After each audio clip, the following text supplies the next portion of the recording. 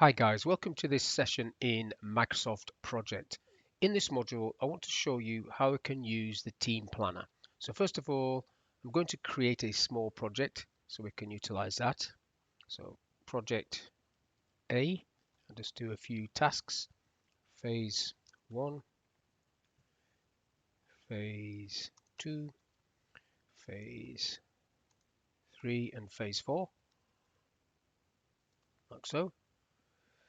And I'll give myself a few durations, 2, 3, 2, 3, like that. And then I'm going to indent those so that project A becomes the summary task for that. So 3 days. I won't do the links just yet. Now I'm going to create a couple of resources, or 3 or 4 resources. So I'll go Bill, Ben, Bob, and Anne. Let's say they're all on £10 an hour, 10, and they all get £20 overtime. 20, 10, and 20. Highlight those two, fill them down, and then get the Gantt chart back up. Have a quick look at that. Happy with that.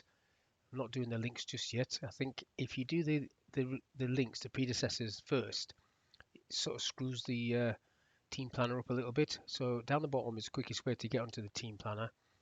The third one in this little group, team planner, brings it up. So what it does, it shows you your team and the time scale and then the tasks that there are. So if I drag phase 1 for Bill to do, say, and then phase 2 for Ben, and phase 3 for Bob, and then phase 4 for Anne. So everything's okay, fairly straightforward. What happens if you drop a second task on top of a resource? You see Bill's now gone red, is over allocated. So you could go back into the Gantt chart and sort this out, but you can also double click on these and change the duration here. So if I go for that one, say that's a 1-day task, and then click OK and double click on this other one and say that's a 2-day task. So I've managed to fit that in, and obviously then I need to push that to there, which should give me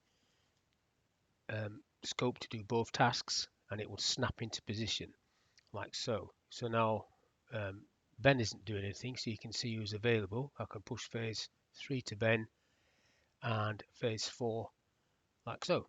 Now if I go back to the Gantt chart, which is the first icon there, and then just highlight these and do the links, let's see what would happen here. If I click on the link icon, just for speed, it moves them all across.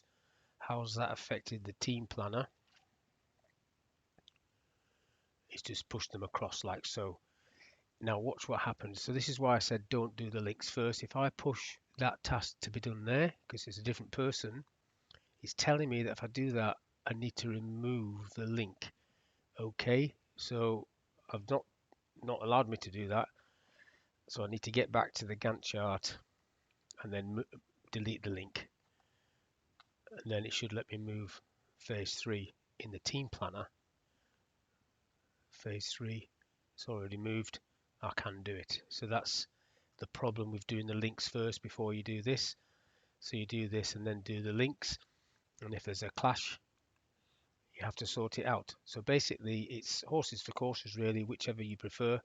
I prefer to do the links, but I can understand where companies have got this sort of issue where they want to look at the resources and allocate the resources. You saw what happened there when I pushed that way, because there's a link, it's pushing it forward. So if I push this next forward, it's pushing that forward because of the link, even though you can't see the link in this view.